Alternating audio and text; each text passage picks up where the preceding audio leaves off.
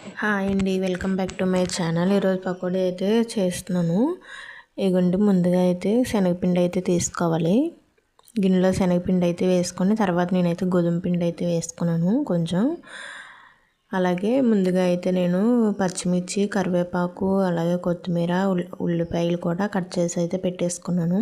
అవన్నీ ఇందులో అయితే వేసేసాను పిండిలోని. తర్వాత జీలకర్ర, గరం మసాలా, అల్లం వెల్లుల్లి పేస్ట్ కూడా కలిపేసాను. సాల్ట్ కూడా టేస్ట్ తగ్గట్టు సాల్ట్ అయితే కలుపుకోవాలి. ఇంకోండి, కొంచెం కొంచెం వాటర్ అయితే వేసుకొని కలిపేసుకున్నాను.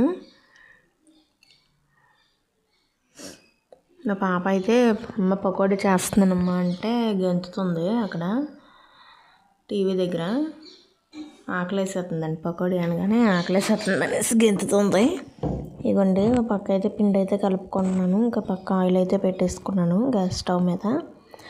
ఆయిల్ అయితే వేడైపోయింది. ఇగోండి, పకోడీకి కూడా కలిపేసుకున్నాను, రెడీ అయిపోయింది. ఇప్పుడు ఆయిల్ అయితే మరిగిపోయింది. ఇప్పుడు ఇందులో పకోడీలు అయితే వేసేసుకోవాలి చిన్న చిన్నగా. ఇవ్వండి, నూనె అయితే బాగా మరిగింది.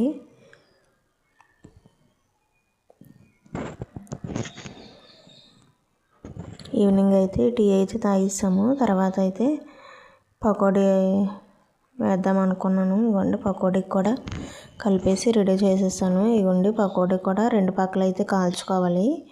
చూడండి, కలర్ అయితే చేంజ్ అయింది, ఎంత బాగా వచ్చాయో. టేస్ట్ కూడా చాలా బాగుందండి. ఇంకోండి, పకోడీ అయితే వేసేసాను. మా పాప అయితే చూడండి సాస్లో ముంచుకొని తింటుంది. సాస్ కావాలని అన్నది, సూపర్ అని చెప్తుంది. ఇవ్వండి, వాళ్ళ నాన్నకమ్మంటే ఇవ్వట్లేదు. వాళ్ళ నాన్న సైడ్ నుంచి ఒకటి తీసుకొని తింటున్నారు. Thank you.